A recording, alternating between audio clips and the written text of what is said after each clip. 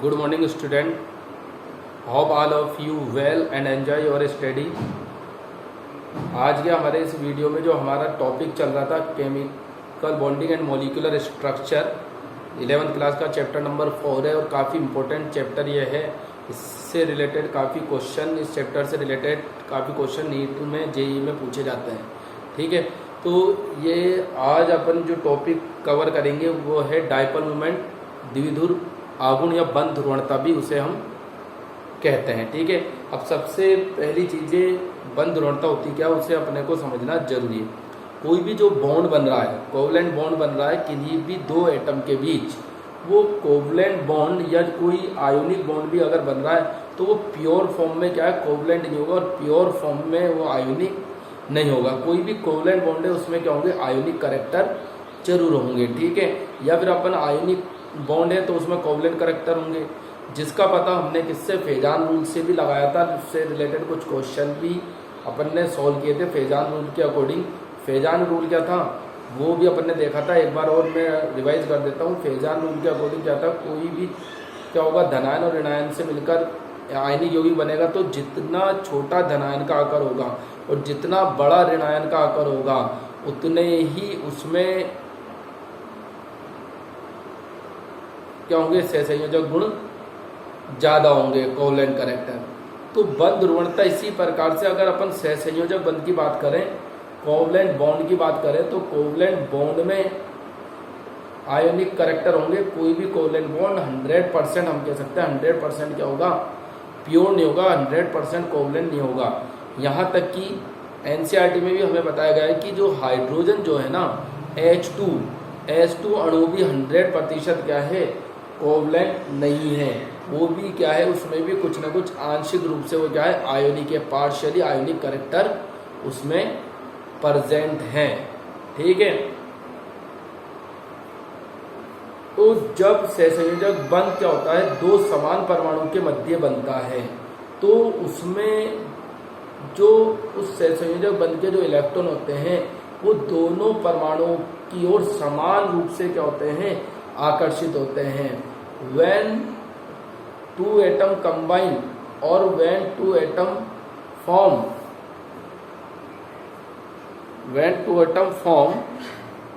Covalent bond, और वो atom कैसे हो,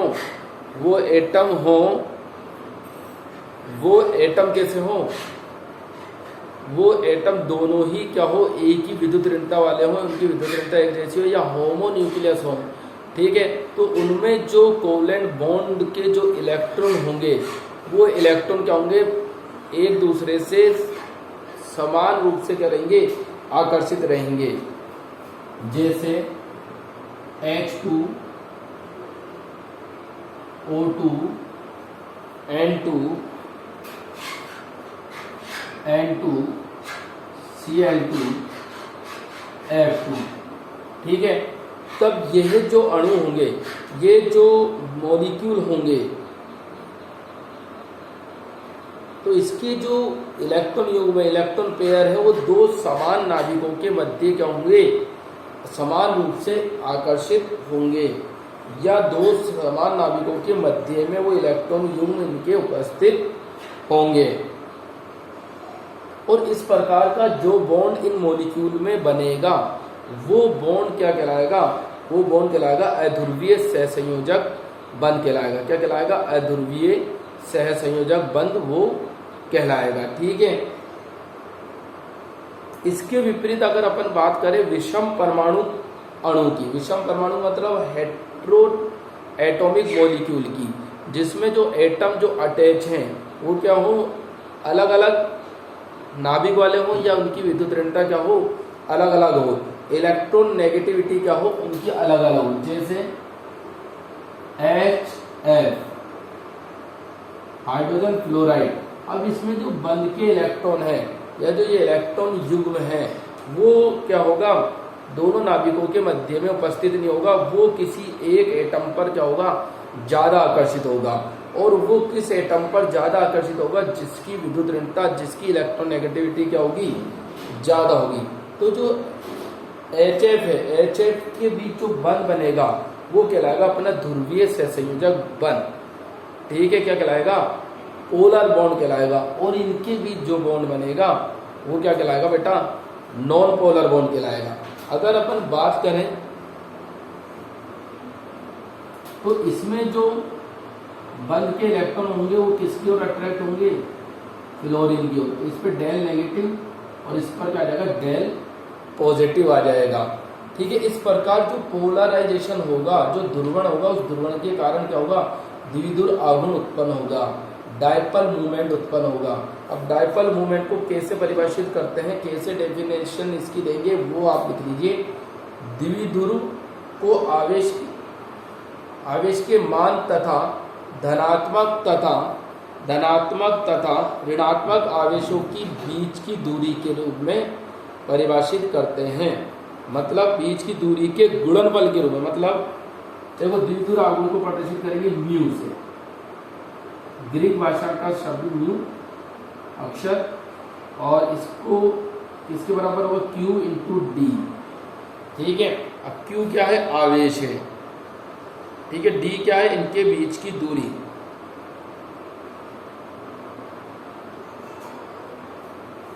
ठीक है, ये आवेशों का मान है और ये धनात्मक और ऋणात्मक आवेशों के बीच की दूरी है। तो द्विध्रुव आघूर्ण की परिभाषा डेफिनेशन कैसे लिख सकते हैं, आवेशों के मान तथा धनात्मक और ऋणात्मक आवेशों के बीच की दूरी का गुणनफल द्विध्रुव आघूर्ण कहलाता है। ठीक है ना, product of charges present on molecule and distance between these charges is known as dipole moment। तो वो क्या कहलाता है, डायपोल मोमेंट अपना कहलाता है द्विध्रुव आघूर्ण। ठीक है, डेबाय मात्रक से इसे प्रदर्शित करते हैं, तो उसको दिखाते हैं डी। ठीक है, द्विध्रुव आघूर्ण का जो मात्रक होता है वो क्या होता है, डेबाय, और इसको अपन किससे दिखाएंगे, डी से। और 1 डेबाय इक्वल टू किसके इक्वल होता है, 3.33564 इंटू 10 की पावर माइनस 30। 3.33564 इंटू 10 की पावर माइनस 30 कूलम मीटर। ये 1 डेबाय की वैल्यू हो गई बेटा। ठीक है, ठीक है। अब HF और अब कुछ मॉलिक्यूल अपन ऐसे लेंगे जिसके द्विध्रुव आघूर्ण का मान अपन देखेंगे कि ये अध्रुवीय है या ध्रुवीय है।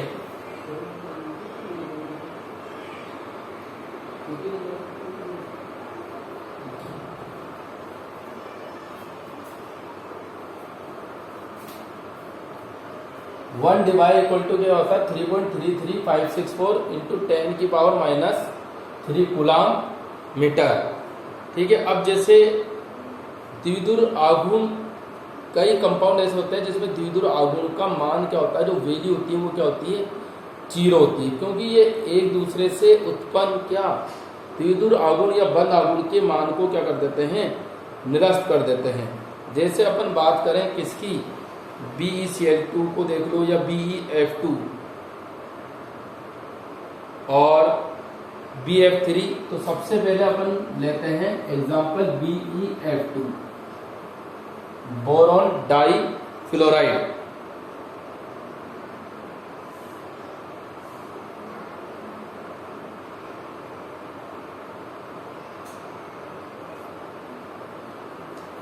देखो BeF2, ये Be क्या हो गया, F2। तो बोरॉन बेरिलियम से फ्लोरीन की ओर बंद आघूर्ण की दिशा होगी, बेरिलियम से फ्लोरीन की ओर बंद आघूर्ण की क्या होगी, दिशा होगी। तो बेरिलियम से फ्लोरीन की ओर बंद आघूर्ण की दिशा इधर है, इसकी दिशा इधर है। मतलब जो ये बंद आघूर्ण है, जो ये डायपोल, डायरेक्शन ऑफ डायपोल है, वो डायरेक्शन ऑफ डायपोल क्या होगी, एक दूसरे के विपरीत दिशा में होगी, एक दूसरे के अपोजिट डायरेक्शन में। इसलिए इसका बंद आघूर्ण का मान, द्विध्रुव आघूर्ण का मान क्या हो जाएगा, 0 हो जाएगा। ठीक है, इसी तरीके से अपन देखते हैं BF3। BF3 इस तरीके से बना सकते हैं, बोरॉन ट्राईफ्लोराइड। BF3 मतलब बोरॉन ट्राईफ्लोराइड।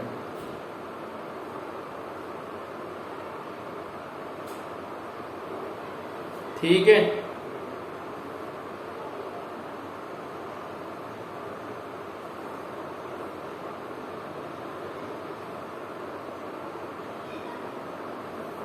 इसमें जो आबंद द्विध्रुव की दिशा है, बंद द्विध्रुव की दिशा है, वो इस तरीके से होगी।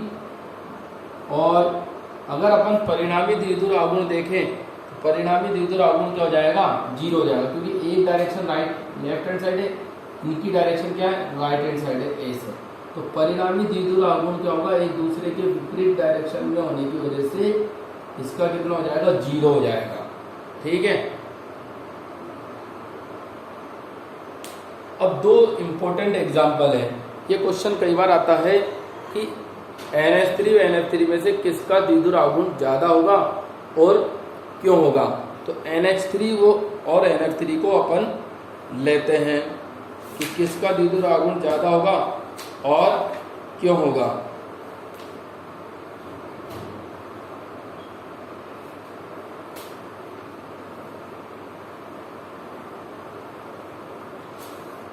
देखिए NH3 का स्ट्रक्चर बनाते हैं पहले।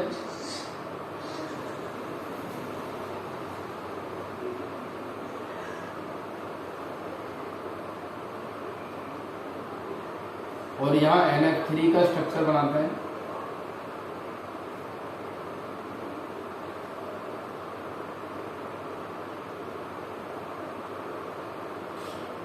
इसमें जो बंद आघूर्ण की दिशा है, ठीक है, या आबंद द्विध्रुव की दिशा है, मतलब डायरेक्शन ऑफ डाइपोल है,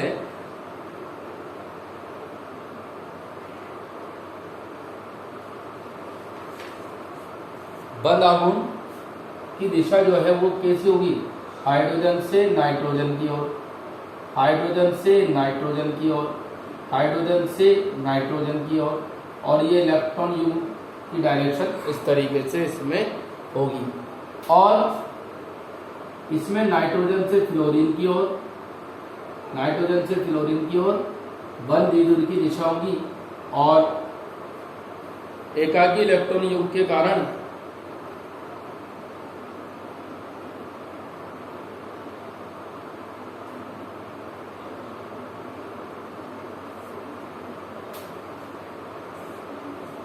और एकाकी इलेक्ट्रॉन युग्म का जो कक्षक द्विध्रुव आघूर्ण है, ठीक है ना, जो ऑर्बिटल डाइपोल है लोन पेयर का, उसकी डायरेक्शन से अपोजिट डायरेक्शन में ये होगा।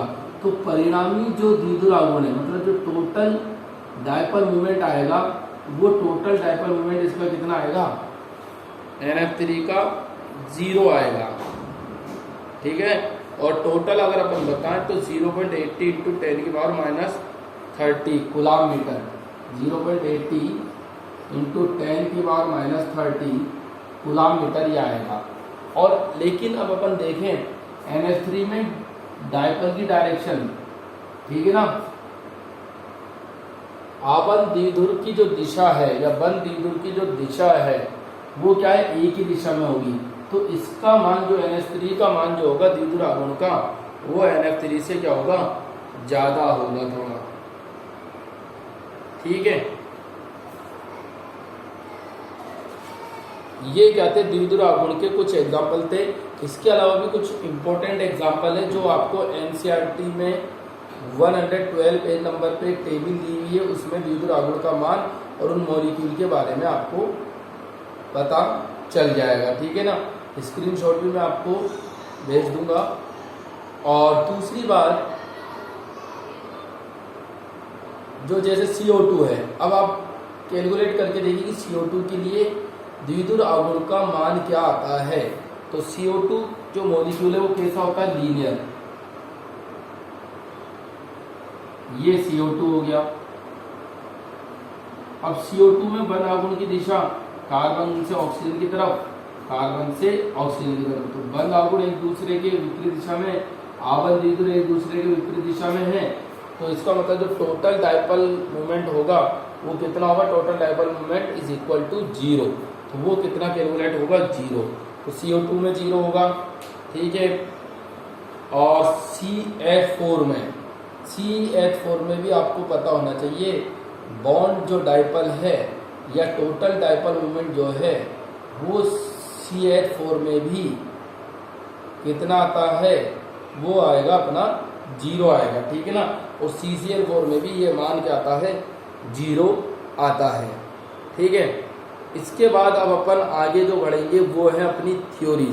इस पर बहुत से क्वेश्चन आते हैं एग्ज़ाम में, कॉम्पिटिटिव एग्ज़ाम में, वो अपन सोल्व करेंगे नेक्स्ट वीडियो में। अभी अपन एक थ्योरी कम से कम कवर करने की कोशिश करते हैं। 3 थ्योरी है, VSEPR theory, valence shell electron pair repulsion theory, दूसरी कई बार बता चुके हैं VBT, और एक है MOT। उसके साथ ये चैप्टर क्या हो जाएगा, फिनिश हो जाएगा। कुछ छोटी छोटी डेफिनेशन है वो अपन फिर कवर करेंगे। तो पहली जो थ्योरी है कि एटम से मॉलिक्यूल कैसे बनता है, उसकी स्ट्रक्चर कैसी होती है, उससे जो डिफाइन करने वाली थ्योरी, जो फर्स्ट थ्योरी इसमें गिवन है वो है VSEPR थ्योरी। यहां मैं लिख देता हूं इसकी फुल फॉर्म भी।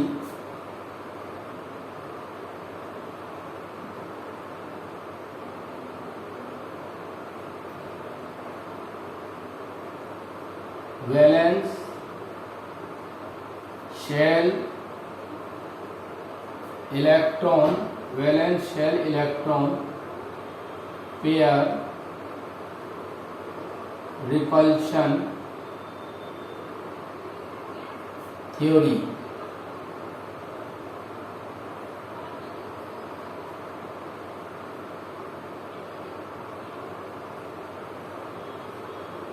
संयोजकता कोश इलेक्ट्रॉन, संयोजकता कोश इलेक्ट्रॉन युग्म प्रतिकर्षण सिद्धांत। संयोजकता कोश इलेक्ट्रॉन युग्म प्रतिकर्षण सिद्धांत, ठीक है। तो ये इसकी थ्योरी है। थोड़ा डार्क लिख देता हूँ, थोड़ी कम होगी। Valence shell electron pair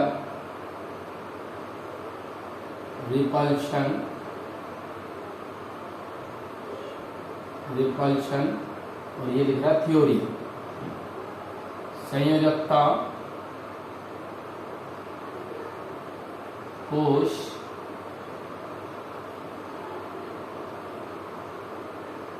electron युग्म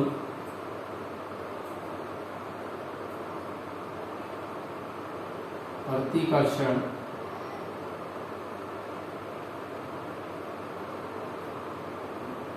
सिद्धांत, ठीक है। अब इस सिद्धांत में कुछ पोस्टुलेट दिए गए VSEPR थ्योरी में, ठीक है। तो वो पोस्टुलेट क्या है, सबसे पहले तो इसको लाया कौन थ्योरी को, ठीक है।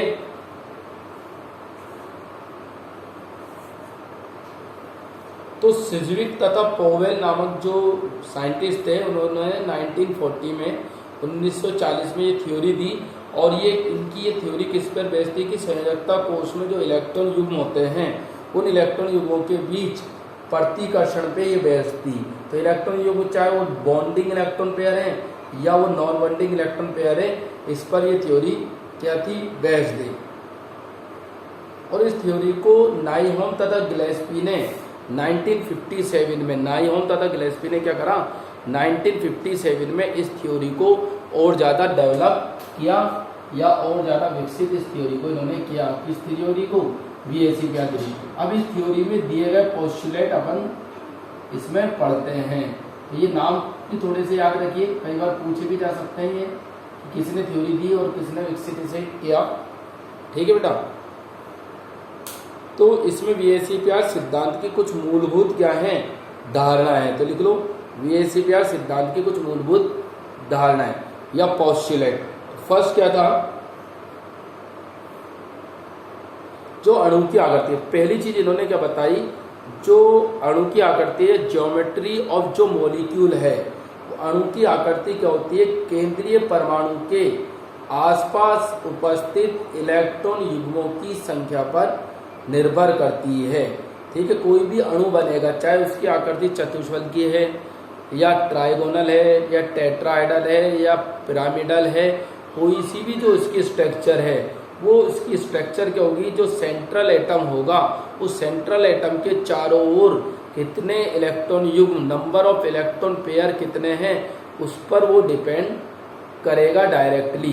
तो पहला पोस्टुलेट आपको समझ में आ गया होगा कि जैसे मैंने कहा कि PCl5 की जो आकृति है त्रिकोणीय द्विपिरामिडी, तो वो किस वजह से है कि फास्फोरस जो सेंट्रल एटम है उसके चारों ओर कितने संख्या में इलेक्ट्रॉन युग्म उपस्थित है, उसके बेस पर ये जो है वो उपस्थित उसकी आकृति को फिक्स किया जाता है। पहला पोस्टुलेट ये था। दूसरा पोस्टुलेट लिखिए, सेकंड पोस्टुलेट या कथन या जो धारणा थी वो दूसरी क्या थी, केंद्रीय परमाणु के संयुक्ता कोश में उपस्थित इलेक्ट्रॉन युग्म एक दूसरे को क्या करते हैं, प्रतिकर्षित करते हैं। जो सेंट्रल एटम होता है, जैसे PCl5 में P है, उसमें जो इलेक्ट्रॉन युग्म होंगे वो एक दूसरे को क्या करेंगे, रिपल करेंगे।